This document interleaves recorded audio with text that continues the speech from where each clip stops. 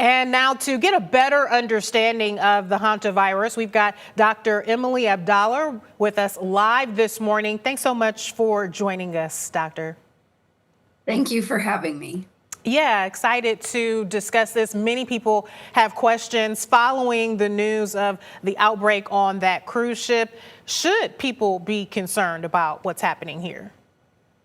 The risk to the general public, as many others have said, is very, very low. This is an incredibly rare infection, and this is one particular type or aspect of a very rare infection. And from everything we know about the Andes virus species of hantavirus, past cases, as well as what we're seeing play out so far on the cruise ship, you aren't seeing a lot of transmission or any transmission beyond the cruise ship itself.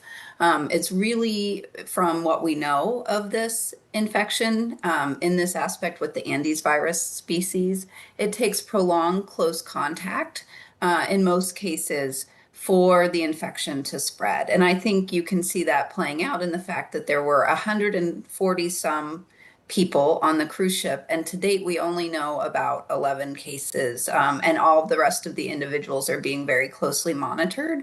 And so if you are sitting in Michigan, I think you can rest assured that your risk from this particular outbreak is very, very low.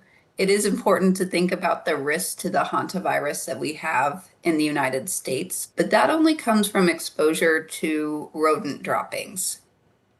All right, really glad you clarified that. I want to talk more about that because this, of course, has many people afraid, thinking back to COVID and pandemic times. But we've heard from health professionals like you that this is different. It doesn't spread in the same way as COVID. You talked about that prolonged close contact. What exactly does that look like? Of course, with COVID, we had social distancing, we had our masks. What does it look like in order for that transmission to happen with hantavirus? Right. So what we know about this, the hantavirus, the Andes virus species that's found in Chile and Argentina, and which is what has been implicated on this cruise ship outbreak. It's a rare infection. Again, only so many cases that we know about, but they've done extensive testing in those cases where there has been human to human spread. And what a lot of the reports tell us is that people who share bedrooms, even intimate partners, they're at higher risk than even household contacts. It can still happen within household contacts, but it's really that intimate or close, prolonged contact. Now, there was an outbreak in 2018, 2019 that affected about 30 some individuals in Argentina. And in that case, they were able to show that a person who was symptomatic went to a crowded indoor party, and that the people sitting nearest to that person over the 90 minutes or so that the symptomatic person was there, a couple of them did go on to develop hantavirus. But again, that's not the number of infected and the ease of spread that we see with things like COVID or influenza or even other respiratory viruses, certainly things like measles. And so generally what we know is that the closer the contact, the more prolonged the contact, the higher the risk, but it's not large numbers like we've gone through recently as a population with the COVID pandemic. Well, say you are exposed and you do find yourself contracting hantavirus. You've said that this is extremely rare, but say that does happen. What are the symptoms you should be looking out for? How long does it take for those symptoms to start to show? Right.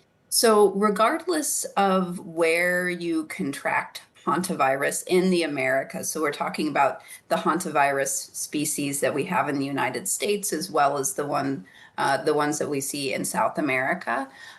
If you are exposed, and this is usually through, remember, the exposure to the rodent droppings, often the first symptoms are not very specific. It's can look like any kind of viral illness. So people can have fevers, they may feel a little off or tired. We call that malaise. They may have headaches or joint pains, or they may have stomach upset, nausea, or vomiting. So that can look like a lot of different things. And there are many, many things that are much more common to cause those symptoms than hantavirus.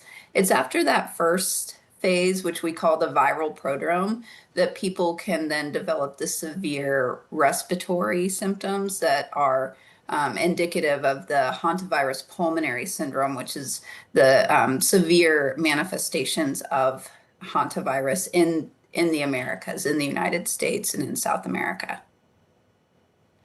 Well, we've just got a little bit of time left, Doctor. Really appreciate your time. I want us to end things with what should we be looking out for next? Of course, we know the Americans that were on that cruise ship have returned. Some of them are being monitored by choice because I understand it's not mandatory that they stay for that monitoring. What should we be looking out for next in terms of our concern or possible spread here in the U.S.? Right. Well, what I think that this situation shows is just how critically important public health responses are. All of the individuals who have come back to the United States, as well as in other countries as well, from what I understand, they're having a lot of interviews with public health officials to figure out how close they were to any confirmed cases of hantavirus on the ship, who else they may have been around during any period of the ship's journey, how things went. And so they're trying to do that's called contact tracing. So they're figuring out, is there anyone else who needs monitoring?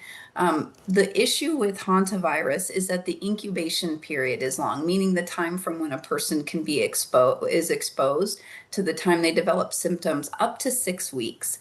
And so from what I understand, public health officials are calling the first day of that 6-week period, the day they were able to get off of the ship and then be isolated from other passengers who might have started to be able to spread hantavirus. And so I think that the suggestion of isolation and the close monitoring and the interviews and really trying to understand that we have a full concept of who may be affected is essential, and that requires a lot of work and public health expertise. And so this that is really critical to the response, not just here, but in any country where one of the exposed passengers is returning to.